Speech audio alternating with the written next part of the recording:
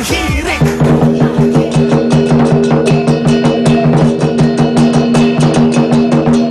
Good morning mga kapuso, pabalik tayo ngayon dito sa Quezon City at syempre kasama pa rin natin mga masisigla nagbibigay ng swerte na masangkay Sky Dragon and Lion Dance Group. Now, kanina pinag-usapan natin kung paano ginagawa ng mga materyales ng kanilang costumes. Ngayon naman pag-usapan natin ang kanilang movement o yung pinaka-importante ang kanilang sayaw. Nakatulad na sinabi ko sa inyo kanina, Arn, na pagdating sa Lion Dancers, binubuto ng 2 dancers. Pero pagdating naman sa Dragon Dancers, well, depende yan sa haba ng dragon. In this case, meron silang 1 dosena at siguro mahaba yung kanilang dragon, mga 60 to 70 feet.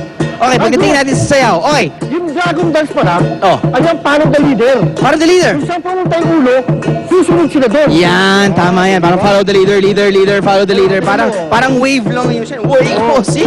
Napakasaya, grabe. So follow the leader lang yan at yung pole na hinahawakan nila ay tinatawag na lollipop. Okay, sumusunod lang sila sa kanilang harapan. Now, punta naman tayo ngayon sa mga Lion Dancers!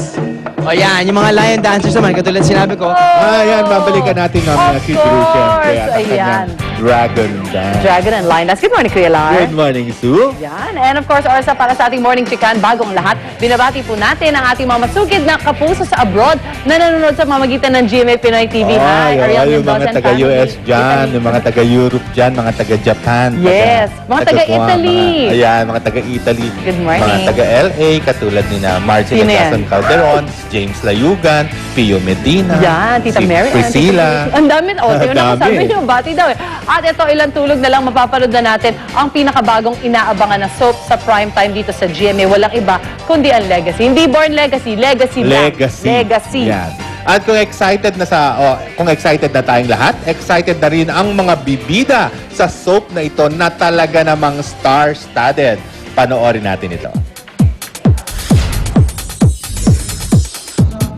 Kagabi sa grand press launch ng pinakabagong primetime soap ng GMA, ang Legacy, masayang ipinahayag ni na Heart Evangelista at Jeff Eigenman ang kanilang excitement sa pagbabalik tambalan nila sa telebisyon.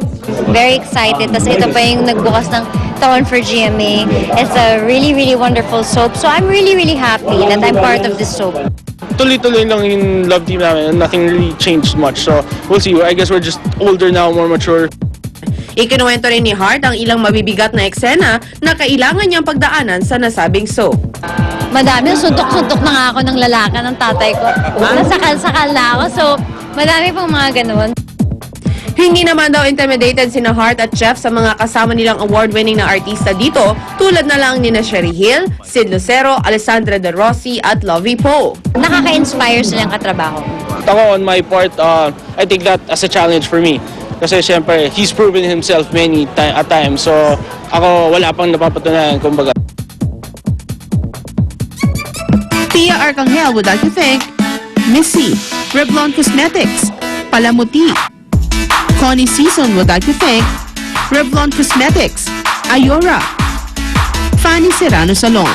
Luan D would like to thank Fanny Serrano Salon, Active White Health and Beauty Center, Revlon Cosmetics, Palamuti, Terra Nova.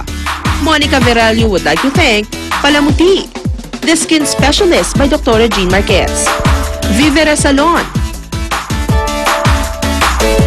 Maraming salamat sa aming sponsors. Ultra Mega Supermarket. Let's face it,